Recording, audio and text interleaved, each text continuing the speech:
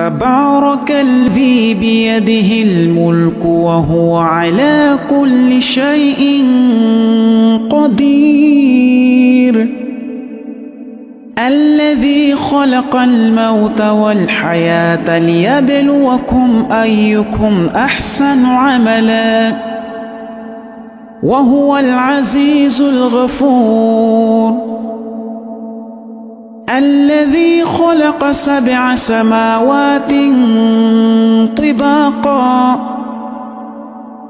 ما ترى في خلق الرحمن من تفاوت فارجع البصر هل ترى من فطور ثم ارجع البصر كرتين ينقلب إليك البصر خاسئا وهو حسير ولقد زينا السماء الدنيا بمصابيح وجعلناها رجوما للشياطين وأعتدنا لهم عذاب السعير وللذين كفروا بربهم عذاب جهنم وبئس المصير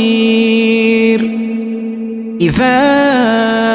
ألقوا فيها سمعوا لها شهيقا وهي تفور تكاد تميز من الغيظ كلما ألقي فيها فوج سألهم خزنتها ألم يأتكم نذير قالوا بلى قد جاءنا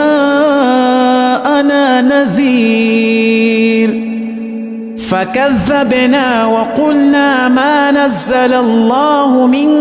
شيء إن أنتم إلا في ضلال كبير